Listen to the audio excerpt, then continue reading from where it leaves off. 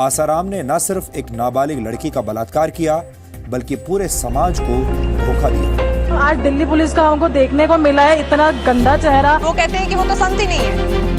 आसाराम बापू संत नहीं है, वो तो संत शिरोमणि है। बापू जी की जय जयकार। जो इनसे एनिमिटी रखते होंगे वो लोग भी बदले की भावना से कुछ न कुछ इनके ऊपर आरोप मढ़ने में लगे होंगे। इतनी बहनों की वेदना कौन सुनेगा? ये तो कह रही है बापू जी निर्दोष है। Is defaming the victim.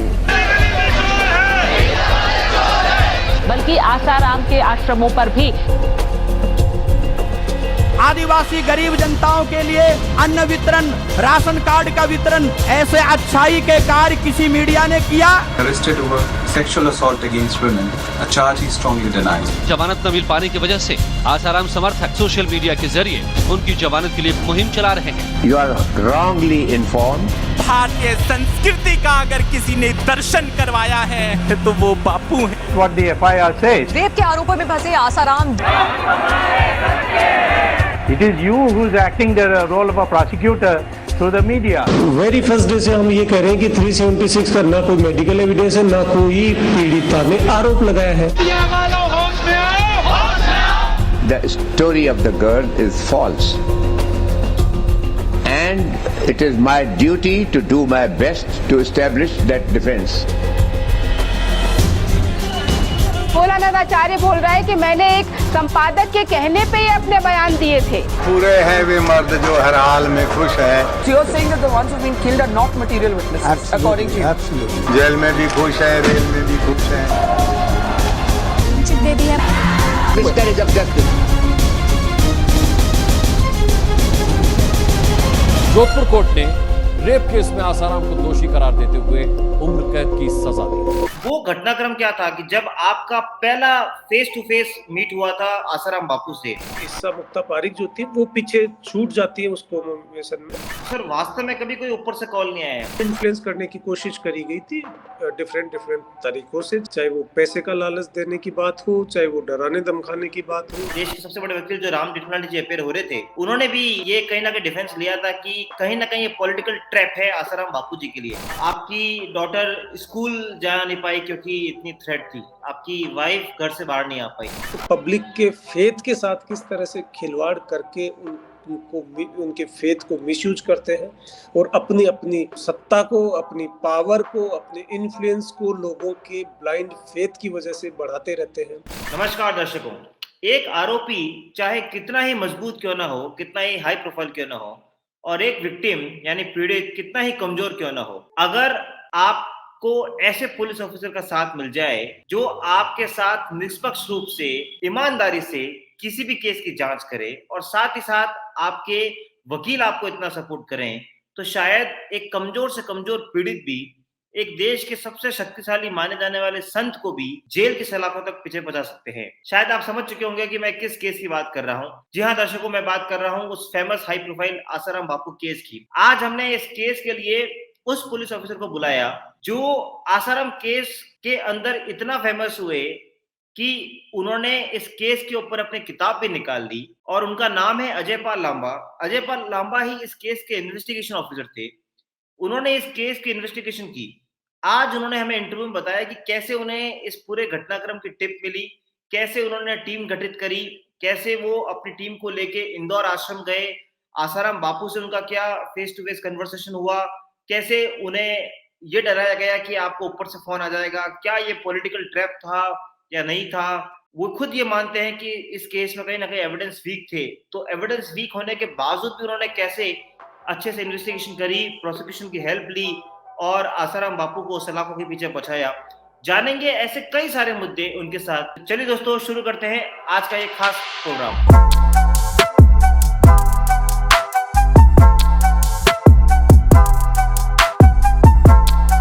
Lawyer हो, बिजनेस फाउंडर्स हो, एंटरप्रेन्योर्स हो, एचआर हो, आप चाहे किसी भी फील्ड में हो, सबसे बड़ी समस्या होती है एग्रीमेंट को ड्राफ्ट करना और उसको एग्जीक्यूट करना। तो दोस्तों, उन सब का एक सॉल्यूशन है लॉयर इन बॉक्स। एक ऐसा टूल, एक ऐसा कोर्स जिसमें आपको मिलते हैं 6000 से ज़्यादा वर्ड और PDF फॉर्मेट में डॉक्यूमेंट्स, जिनको आप डाउनलोड कर सकते हैं और अपनी नीड के अकॉर्डिंग उसको फिल करके अपने काम को एग्जीक्यूट कर सकते हैं। तो नीचे दी गई लिंक पर क्लिक करें और इस कोर्स को आज की आज सब्सक्राइब करें। नमस्कार अजय पाल सर, बहुत बहुत स्वागत है आपका हमारे आज के इस कार्यक्रम में। और काफी लंबे टाइम से हम ट्राई कर रहे थे आपको बुलाने का, तो फाइनली आज आपने हमें समय दिया। Thank you so much. मेरा क्योंकि आप बहुत व्यस्त हैं, अभी जयपुर में एडिशनल कमिश्नर का पदभार आप संभाल रहे हैं, तो मैं समझ सकता हूं कि बहुत व्यस्तता रहती है। मेरा ज्यादा समय नहीं लूंगा मैं, लेकिन मैं सबसे पहले उसी क्वेश्चन पे आता हूं जो बहुत सारे लोग आपसे जानना चाहते हैं। इनफैक्ट हमारे हर दर्शक का एक सवाल होता है कि बहुत फेमस केस है, आपको पता भी होगा मैं जिस बारे में बात करूंगा, आसाराम बापू केस। शायद आसाराम जी से के बाद अगर कोई दूसरा नाम सबसे ज्यादा फेमस हुआ इस केस में, वो था अजय पाल जी लांबा। कि सबसे इंपॉर्टेंट था कि आपने कैसे आपको टिप मिली, कैसे आपने इन्वेस्टिगेशन किया, टीम सेलेक्ट करी, आपने अच्छे से इन्वेस्टिगेशन करी और अल्टीमेटली प्रोसिक्यूशन के थ्रू अल्टीमेटली उनको कन्विक्शन हुआ। तो सबसे मेरा पहला सवाल सर, आपको सबसे पहले ये घटना कब पता लगी थी और कैसे आपको इन्फॉर्मेशन आई थी इसकी सर? ये घटनाक्रम जब दिल्ली पुलिस से कॉल आया था, मेरे काउंटरपार्ट DCP दिल्ली में जो थे, उन्होंने ये फोन करके बताया था, एक ऑफिशियल कम्युनिकेशन वहीं से आया था कि आसाराम बापू जो हैं उनके खिलाफ जोधपुर में किसी बच्ची के साथ इन्होंने कोई सेक्सुअल असोल्ट किया और उसका रिपोर्ट दिल्ली पुलिस को प्राप्त हुआ था। उनके टेलीफोन से ये सूचना सर्वप्रथम मुझे प्राप्त हुई थी और उसके बाद उनकी जो टीम थी वो टीम विक्टिम को लेके हमारे यहाँ पहुंची थी। उसके बाद ये इन्वेस्टिगेशन स्टार्ट हुआ था। जी सर, तो जब आपको इन्फॉर्मेशन मिली, आपको टिप मिली कि इतना बड़ा कोई स्पिरिचुअल लीडर है, क्योंकि आसाराम जी जैसे बापू को अगर आप अरेस्ट करने जाएं या उनसे इन्वेस्टिगेशन करना जाएं तो एक बहुत बड़ी रिस्क होती है सर, क्योंकि कहीं ना कहीं एक डर भी होता है कि कहीं ना कहीं पॉलिटिकल भी इंटरफेरेंस होगा। तो आपने अपनी टीम कैसे सिलेक्ट करी, कैसे आपको लगा कि अब हमें जाना चाहिए, और वो क्या घटनाक्रम था सर? इस केस का इन्वेस्टिगेशन करना और इस केस से जुड़े हुए लॉ एंड ऑर्डर को मैनेज करने के लिए जब टीम सिलेक्शन की बात आई, तो हमने सबसे ज्यादा जो ध्यान रखा वो उस बात पे ध्यान रखा था कि जिस तरह की पर्सनैलिटी वाला ये केस था, पर्सनैलिटी कल्ट से ड्रिवन ये केस था, तो ऐसे में टीम मेंबर्स वो हों जो किसी भी प्रेशर को हैंडल कर सके। तो जो टीम सिलेक्शन के समय जो देखा गया वो यही देखा गया कि जो टीम मेंबर्स हैं उनका पास्ट हिस्ट्री कैसा रहा है, इस तरह के टफ केसेस जिन लोगों ने डील किए थे अपने कैरियर में, उन लोगों को टीम में सेलेक्ट किया। और साथ ही साथ टीम मेंबर्स की प्रेशर में काम करने की जो हैबिट है और किसी भी तरह की जो इन्फ्लुएंसेस हैं उनसे विदाउट इन्फ्लुएंस हुए अपनी इंटीग्रिटी को सेफ रखते हुए जो लोग काम कर सके, उन लोगों को हमने इस टीम में शामिल किया था।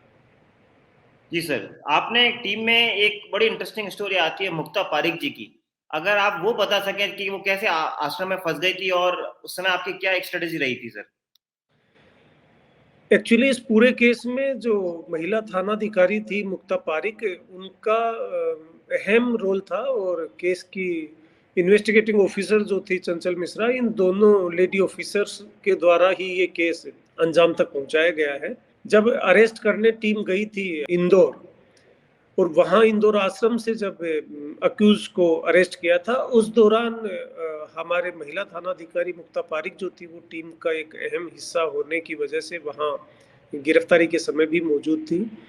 तो उस समय जो गिरफ्तारी के दौरान आपस में जो विरोध हुआ पुलिस टीम का उनके समर्थकों के द्वारा, उस विरोध के दौरान जो हमारा एक टाइट एसओपी थी, वो एसओपी कहीं ना कहीं डिस्टर्ब हुई और उस वजह से हमारी टीम मेंबर्स अक्यूज को लेके जब वहां आश्रम से बाहर निकले हैं, उस दौरान जो हमारी टीम का अहम हिस्सा मुक्ता पारिक जो थी वो पीछे छूट जाती है उस कॉम्बिनेशन में, और फिर किस तरह से वो अपने आप को सेफली आश्रम से बाहर निकाल के टीम तक पहुंचती है, वो एक हमेशा के लिए एक मेमोरेबल सा इवेंट और एक टफ मोमेंट में किस तरह से एक पुलिस ऑफिसर रिएक्ट करता है, उसका एक जीता जागता उदाहरण उन्होंने पेश किया। बिल्कुल सर, मैंने ये भी सुना था कि जो भी आपके टीम मेंबर गए थे, आपने सारे टीम मेंबर के मोबाइल फोन स्विच ऑफ करा दिए थे। उसका रीजन क्या था? क्योंकि अक्सर ऐसा होता नहीं है कि सारे इन्वेस्टिगेशन टीम अपने नहीं, ऐसा नहीं है। अगर किसी ने ये बात कही है तो वो गलत है। ऐसा नहीं हुआ। नहीं, क्योंकि मैंने कहीं न्यूज आर्टिकल पढ़ा था कि मोबाइल फोन गलत पड़ा है। इस केस के बारे में जो भी घटनाक्रम हुआ है वो सारा पब्लिक डोमेन में है। और बहुत सारी चीजें जो पब्लिक डोमेन में नहीं है, लेकिन पुलिस टीम मेंबर्स के बीच आपस में किस तरह से संवाद हुआ, किस तरह से टीम गठित हुई, उस बारे में उन सारी चीजों को मैंने डॉक्यूमेंट करने के पर्पज से ये एक बुक लिखी है, गनिंग फॉर द गवर्नमेंट। जी सर। उसमें सारी चीजों का जिक्र है। तो जो आप कह रहे हैं कि टीम मेंबर्स के फोन स्विच ऑफ करा दिए थे या फोन रखवा दिए थे, वो बात गलत है। क्योंकि उन्हीं टीम मेंबर्स के पास जो फोन्स थे, उन्हीं के मार्फत हम दूर बैठे, मैं और मेरे सीनियर ऑफिशियल्स जो इस केस से जुड़े थे, वो सब लोग टेलीफोनिकली पूरी टीम मेंबर से जुड़े थे। तो ये बातें कहना गलत है। सर, जब भी आप किसी भी बड़े एक पर्सनालिटी को अरेस्ट करने जाते हैं तो नो डाउट एक बहुत प्रेशर आता है कि वहां से अगली साइड से कि वो आपको अरेस्ट ना करने दे।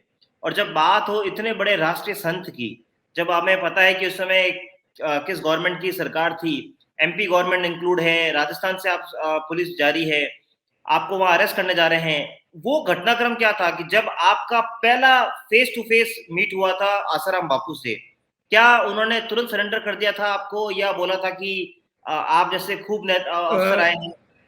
हमारी टीम जब वहां अरेस्ट करने पहुंची थी तो टीम को विरोध का सामना करना पड़ा था। काफी संख्या में, हजारों की संख्या में उनके सपोर्टर्स ने आश्रम को घेर रखा था।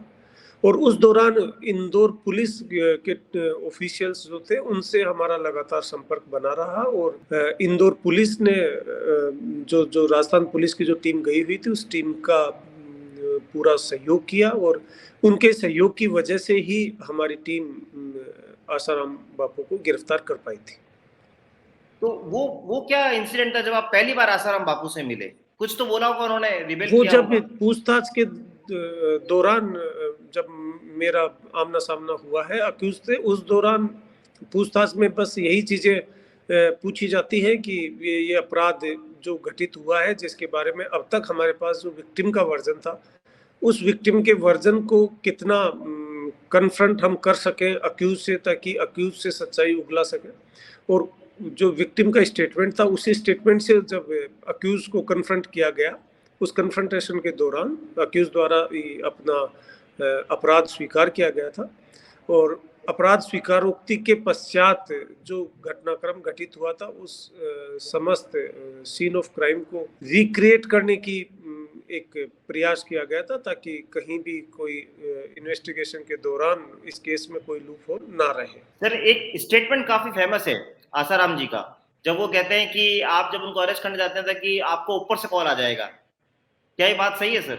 हाँ, ये बात सही है। लेकिन अक्सर पुलिस किसी भी अपराधी को अरेस्ट करती है तो अपराधी के द्वारा तो ऐसा कहा जाता है, ये बड़ा आम सेंटेंस है, ज्यादातर हर अपराधी ऐसी बातें करता है। लेकिन मेरा ये मानना है कि जो कोई भी पुलिस ऑफिशियल्स इन्वेस्टिगेट करते हैं और किसी अक्यूज को अरेस्ट करना होता है, तो कानून के दायरे में रहकर जो अपना अगर दायित्व निभाते हैं, तो उसमें किसी तरह की कोई बाधा कभी आती नहीं है। इस केस में भी ऐसी कोई बाधा आई नहीं थी। और मेरा ये अटूट विश्वास है कि अगर हम कानून के दायरे में रहकर जो कोई काम करते हैं, तो उसमें किसी भी तरह का बाहरी इन्फ्लुएंस हमारे काम को प्रभावित नहीं कर सकता। सर, वास्तव में कभी कोई ऊपर से कॉल नहीं आया? क्योंकि इतनी बड़े लेवल पे अगर राष्ट्रीय संघ को आप पकड़ रहे हैं, नहीं, आप ऊपर से कॉल जो कहना चाह रहे हैं वो यही तो कहना चाह रहे हैं कि क्या आपको इन्फ्लुएंस करने की कोशिश करी गई कि नहीं करी गई।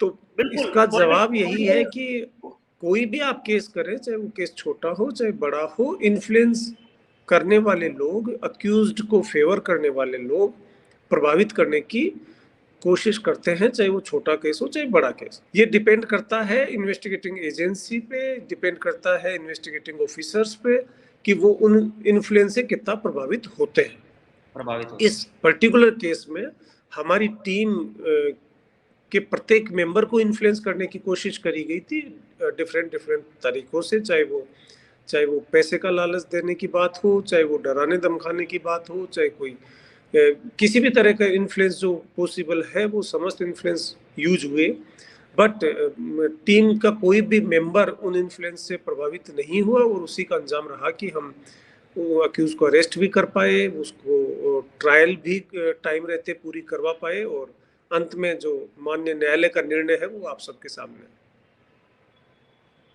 बिल्कुल ठीक बात है सर। एक कहीं ना कहीं मन में डर था कि इतने बड़े राष्ट्रीय संत को हम अरेस्ट करने जा रहे हैं, अगर कल कोर्ट इसमें नहीं मानता है कि सारे सबूत हम जुटा पाए या ये एक फॉल्स ट्रैप केस निकलता है अगर, तो कहीं ना कहीं हमारे करियर में कुछ ना कुछ फर्क पड़ेगा, बिकॉज हम इतने बड़े राष्ट्रीय संत पे हम जाके उनको अरेस्ट करने जा रहे हैं। कोई एक डर था मन में? किसी भी तरह का जब आप चैलेंजिंग कोई केस हाथ में लेते हो तो बैक ऑफ द माइंड आपके इस तरह का एक प्रेशर कहें या मन में एक संशय कहें, डर कहें कि हाँ अगर आप फेल्योर आपको हाथ लगा तो आपका भविष्य का करियर भी इससे प्रभावित हो सकता है। लेकिन मेरा ये मानना है कि हम किसी भी तरह का चाहे कोई टास्क हाथ में लो, चाहे किसी तरह का अपन स्टूडेंट थे तब से लेके आज तक जो कोई भी हम लोग एग्जाम देते हैं, कोई परीक्षा देते हैं, अगर उस परीक्षा में डर नहीं होगा, भय नहीं होगा तो आप एक्सेल नहीं कर पाएंगे। मेरा ये मानना है, हर व्यक्ति इससे इत्तेफाक रखे ये जरूरी नहीं, लेकिन मेरा ये मानना है कि कठिन परीक्षा जब आपकी आती है तो आपके मन में डर पैदा होना स्वाभाविक है और अगर आपके मन में डर पैदा होगा तो आप उस टास्क को पूरा करने की बेहतर तैयारी के साथ टास्क को हाथ में लेंगे। और उसी तरह का डर हाँ मेरे मन में भी था, मेरी टीम के मन में भी था और शायद उस डर की वजह से हम उस टास्क को बेहतर तरीके से हम अंजाम तक पहुंचा पाए। बिल्कुल सर। एक आपने प्रेस कॉन्फ्रेंस की थी और उसकी चर्चा बहुत होती है कि वो बहुत आपका एक अच्छा एक कूटनीति की डिसीजन था कि जब आसाराम जी को आसानी से बाहर नहीं ला पा रहे थे और अरेस्ट करना था, इतने दर्शकों की उनके भक्तों की भीड़ थी, तो आपने एक प्रेस कॉन्फ्रेंस का एक जुगाड़ निकाला और उसके थ्रू उनको आपने बाहर निकलवा दिया। वो क्या आपने दिमाग लगाया था सर उस समय, अगर वो आप बता सके हमें?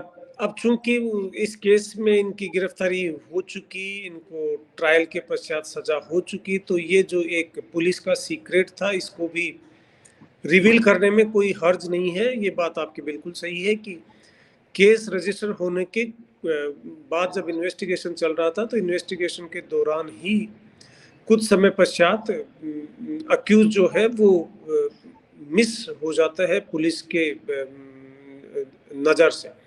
हमारी कई सारी टीम फील्ड में काम कर रही थी लेकिन कोई भी टीम पता नहीं लगा पा रही थी कि एक्चुअली अक्यूज्ड कहाँ छुपा हुआ है। और उस दौरान एक प्रेस कॉन्फ्रेंस करना और उसके माध्यम से बताना कि अक्यूज के नज़दीक हमारी पुलिस टीम पहुंच चुकी है, उसका फ़ायदा ये हुआ कि इमीडिएट उस प्रेस कॉन्फ्रेंस के विद इन फ्यू आवर्स ही अक्यूज भोपाल एयरपोर्ट पर कहीं से निकल के वहाँ एयरपोर्ट पे पहुँचते हैं और वहाँ से वो कहीं दूसरी जगह जाने की कोशिश करता है। तो वो प्रेस कॉन्फ्रेंस का बेनिफिट ये रहा कि हम जो अक्यूज है वो कहाँ छुप सकता है, कहाँ जा सकता है, हर जगह पुलिस की प्रेजेंस हो नहीं सकती। तो पब्लिक डोमेन में ये बता देना कि ये हमारा अक्यूज है और जोधपुर पुलिस इसको गिरफ्तार करना चाहती है, इस तरह का एक सार्वजनिक स्टेटमेंट हर आदमी को आगाह करता है कि ये व्यक्ति अक्यूज है। और उसका बेनिफिट हमें ये हुआ कि उसका भोपाल एयरपोर्ट पर आने के पश्चात वहाँ जो ऑफिशियल्स थे उन लोगों ने हमें सूचित किया कि आपका अक्यूज हमारे एयरपोर्ट पर है और उसके पश्चात पुलिस की टीम ने भी वहाँ पहुँचने की कोशिश की, लेकिन पुलिस की टीम वहाँ पहुँचती उससे पहले वो एयरपोर्ट से निकल जाता है क्योंकि उसको पता है कि अब ये पुलिस को सूचना हो गई। और जब वो निकलता है तो मीडिया पर्सनल्स, कई उनके सपोर्टर्स, कई जो पुलिस को सपोर्ट करना चाहते थे, ऐसे लोगों ने इनका लगातार पीछा किया और वो लगातार फिर हमारे राडार पे रहे। ये बेनिफिट हमें उस प्रेस कॉन्फ्रेंस का मिला था। बिल्कुल सही बात है सर। और अल्टीमेटली आपने उनको अरेस्ट कर लिया था। What is the problem today that is going around in the country of Asaram Bapu? I want to know. I took up his case for bail and what a howl came. How can you take this man? Man has raped a girl. If you raped a girl, it should show up in the FIR. But there is nothing in the FIR of rape. The police, upon getting a complaint of rape, sent her to the hospital to get an examination done, and that is part of the trial record. The medical report says not a scratch on the girl, no question of rape whatsoever. And yet they say rape, rape. So how is the case continuing?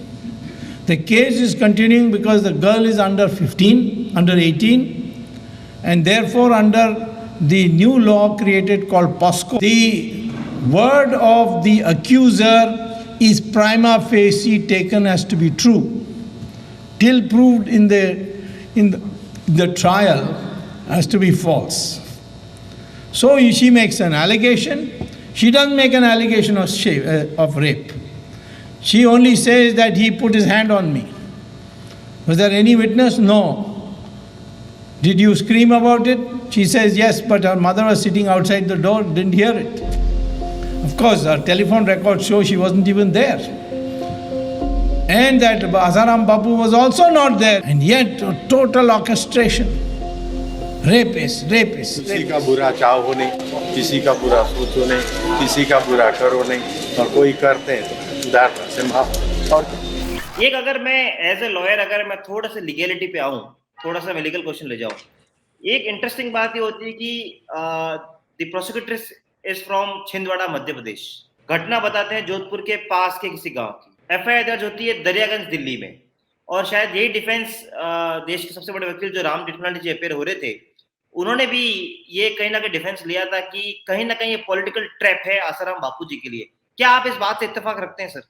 क्योंकि medical injury में भी कुछ नहीं थी prosecutors के, तो ये एक इंटरेस्टिंग सवाल बन जाता है।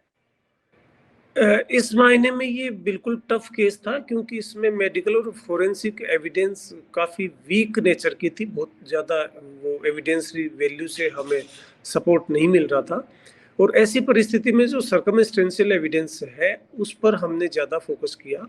और मेरा ये मानना है कि इस केस का जो ट्रायल के पश्चात जो नतीजा रहा है, वो नतीजा अपने आप में ये साबित करता है कि सिर्फ और सिर्फ डायरेक्ट एविडेंस से ही कन्विक्शन हो ये ज़रूरी नहीं है। अगर आपके पास डायरेक्ट एविडेंस कमज़ोर प्रकृति का है, तो ऐसी सूरत में आपको जो भी सर्कमस्टांसेस हैं, उन सर्कमस्टांसेस को आपस में कड़ी से कड़ी को जोड़ना चाहिए। जो सर्कमस्टांसेस से आपको जो जो एविडेंसेस मिलते हैं, उन समस्त एविडेंसेस को एक सिरे से जोड़ते हुए आपको अपना पूरा केस बिल्टअप करना चाहिए। और ये एक जीता जागता उदाहरण है कि किस तरह से कितने भी शातिर अक्यूज चाहे क्यों ना हो, और वो चाहे कंप्लीट एविडेंस को डिस्ट्रॉय क्यों ना कर दे, लेकिन अगर इन्वेस्टिगेटिंग एजेंसी चाहे और पूरे केस को एक कंप्लीट पिक्चर के रूप में देखते हुए एक एक बारीक एविडेंस को जुटाए और सारी सर्कमस्टांसेस को एक दूसरे से लिंक करने की कोशिश करें, और अगर आप वो लिंकेजेस जोड़ने में सफल हो जाते हो तो आपका केस स्टैंड कर जाता है। बिल्कुल, पर बात सर सिर्फ एविडेंस कलेक्शन तक भी नहीं होती है। जब हम आगे बढ़ते हैं, और मैं यहाँ से प्रोसिक्यूशन पे आता हूँ, आपने अपनी पूरी मेहनत कर ली, इन्वेस्टिगेशन अच्छे से कर ली, चार्जशीट फाइल कर दी, लेकिन इस कंट्री के अंदर बहुत से आरोपी इसलिए छूट जाते हैं क्योंकि उनको ढंग का प्रोसिक्यूशन नहीं मिलता पुलिस को। और जब सामने इतना बड़ा एक आई कैन से सेलिब्रिटी हो, और जब उसके इतने बड़े बड़े देश के लॉयर्स हैं, चाहे राम जेठमलानी जी हो या सुब्रमण्यम स्वामी जी हो, जब इतनी बड़ी डिफेंस काउंसिल की टीम हो और एक तरफ प्रोसिक्यूशन हो जहां पे हमेशा एलिगेशन लगता रहा है कि वो कहीं ना कहीं वीक होता है, आपने प्रोसिक्यूशन को कैसे संभाला? कैसे इस केस को अंजाम तक लेकर आए आप?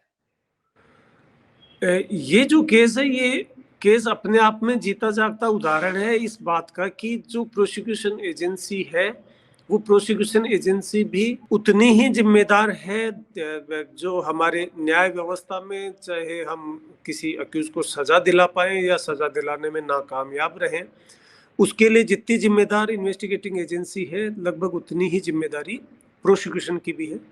और इस केस ने ये साबित किया कि अगर इन्वेस्टिगेटिंग एजेंसी अपना काम पूरी जिम्मेदारी के साथ करता है, तो प्रोसिक्यूशन कभी भी उसको निराश नहीं करेगा। प्रोसिक्यूशन भी उसका उतना ही मदद करेगा जितना कि इन्वेस्टिगेटिंग एजेंसी ने मेहनत करी है। इस पर्टिकुलर केस में जो आज सबके सामने है, एडवोकेट सोलंकी हैं, जो इस पूरे केस में शुरू से जुड़े हुए थे। एक हमारे रिटायर्ड डीडीपी प्रमोद वर्मा साहब थे, जो ये दोनों विक्टिम की तरफ से इन्होंने केस की पैरवी करी। और साथ ही साथ जो प्रोसिक्यूशन में डिफरेंट ऑफिसर्स थे, समय के साथ कुछ उनमें रिटायर हुए, कुछ के तबादले हुए, लेकिन सबने मिलकर के एक ऐसा नायाब उदाहरण सबके सामने पेश किया कि प्रोसिक्यूशन भी न्याय हित में उतना ही चिंतित है जितना एक आम व्यक्ति या उस प्रोसिक्यूशन, ट्रायल, जुडिशियल सिस्टम, इस सबसे जुड़ी हुई जितनी भी एजेंसीज हैं, उन एजेंसीज में प्रोसिक्यूशन भी उतना ही जिम्मेदारी से अपना काम निभाता है, अपनी ड्यूटी निभाता है, और वो उन लोगों ने इस केस में प्रूव किया है। You will be surprise to know कि हमारे जो विक्टिम की तरफ से इसमें पैरवी करी थी, चाहे वो एडवोकेट सोलंकी हो, चाहे एडवोकेट वर्मा साहब हो, वो उन्होंने 5 साल तक ये केस लड़ा, and that case was almost without any फी।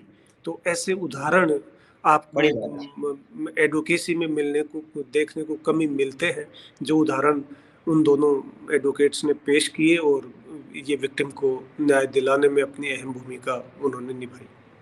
बिल्कुल सर। अब थोड़ा सा और आगे बढ़ते हैं। 1625 कंप्लेंट थ्रेटनिंग लेटर आपको मिले। आपकी डॉटर स्कूल जा नहीं पाई क्योंकि इतनी थ्रेट थी, आपकी वाइफ घर से बाहर नहीं आ पाई। क्या वास्तव में इतनी थ्रेट मिलना शुरू हो गई थी सर आपको? देखिए, ये थ्रेट मुझे ही नहीं, ये थ्रेट तो किसी भी तरह का, अगर कोई टफ केस पुलिस हैंडल करती है तो उस केस से जुड़ी हुई इन्वेस्टिगेटिंग टीम और इन्वेस्टिगेशन को सुपरवाइज करने वाले अधिकारी, अक्यूज को अरेस्ट करने वाले हमारे पुलिस कांस्टेबलरी, उन सब के साथ ऐसा होता है। और ये एक बड़ी सामान्य सी घटनाक्रम है पुलिस एजेंसीज के लिए, क्योंकि हमें day in and day out इस तरह की चीज़ों का सामना करना पड़ता है। तो मेरे केस में भी इट वाज नो डिफरेंट। बिल्कुल सर। एक थोड़ा सा हट के सवाल मैं पूछता हूँ कि आसाराम बापू जी कितने भक्त हैं। आज भी जब वो जेल में या कहीं बाहर जाते हैं तो बहुत सारी भीड़ उमड़ती है, बहुत सारे दर्शक आते हैं, बहुत सारे उनके भक्त आते हैं। कहीं ना कहीं एक ठीक है, कानूनी बात तो नहीं है, लेकिन बद्दुआ का जरूर असर कहते हैं कि हमारे जीवन में होता है। कभी डर नहीं लगा आपको, या आपके घर पे ऐसा नहीं बोला गया कि लाखों दर्शकों की, लाखों भक्तों की बद्दुआ लगेगी? देखिए, आपकी जो बात है इसमें अपने आप में एक कॉन्ट्रडिक्शन है सवाल में ही। इन लोगों की जिनकी बद्दुआएं लगेंगी वो अपनी जगह हो सकती हैं, लेकिन विक्टिम और विक्टिम के परिवार की जो दुआएं हैं, साथ ही साथ उन समस्त डाउन ट्रोडन सोसाइटी का वो सेगमेंट जो इस तरह के अपराधों से रोज अपने आप को आमना सामना करता है, और वो सब जिनकी एक उम्मीद है सरकारी सिस्टम से है, जो those who are in power, उन लोगों से जो एक उम्मीद है न्याय की, इस तरह के जितने भी विक्टिम्स हैं उन सब विक्टिम्स की दुआएं ज्यादा काम करती हैं। और मेरा ये मानना है, बैड इंटेंडेड व्यक्ति चाहे कितनी भी बद्दुआ दे, उसका असर नहीं होता। असर उसका होता है जो वास्तव में जो सही है अपनी जगह, उसकी दुआ आपकी ज्यादा मदद करती है। बिल्कुल सर। अब हम बढ़ते हैं वीडियो के आखिरी पार्ट पे, जहां बात करते हैं आपकी उस बुक की sir, gunning for the God man. उसके बारे में बताएं सर, क्या है वो बुक और क्या आप उसमें संदेश लेकर आए हैं दर्शकों के लिए? मेरा ये मानना था कि ये केस अपने आप में एक यूनिक केस था। इन्वेस्टिगेशन के पार्ट पे भी पुलिस के द्वारा इन्वेस्टिगेशन के दौरान आने वाली जो बाधाएं थी उसके संबंध में, साथ ही साथ case related law and order जो था उसके संबंध में, साथ ही किस तरह इस केस में पब्लिक सपोर्ट हमने हमारे पक्ष में किया थ्रू मीडिया, साथ ही साथ केस का ट्रायल के दौरान किस तरीके से ट्रायल फेस हुई और ट्रायल में किस तरह के कॉम्प्लिकेशंस हुए,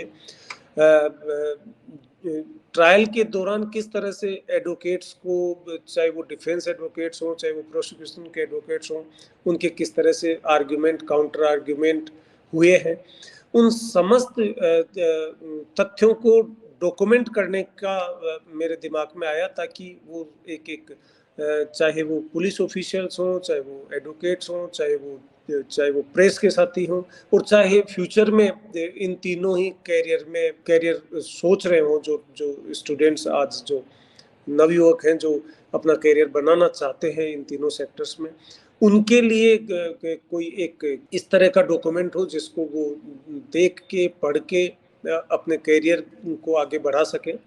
साथ ही साथ एक आम आदमी जो आज की इस तरह की जो व्यवस्थाएं हैं जहां लोग पब्लिक के फेथ के साथ किस तरह से खिलवाड़ करके उनको उनके फेथ को मिसयूज करते हैं और अपनी सत्ता को, अपनी पावर को, अपने इन्फ्लुएंस को लोगों के ब्लाइंड फेथ की वजह से बढ़ाते रहते हैं, उन सब के लिए एक सीख के तौर पे ये बुक लिखने का मैंने प्रयास किया। और जो कुछ इस घटनाक्रम आसाराम बापू की गिरफ्तारी, चाहे उसका ट्रायल, चाहे केस का इन्वेस्टिगेशन, उससे जुड़े समस्त तथ्यों का सार इस बुक में मैंने लिखा है।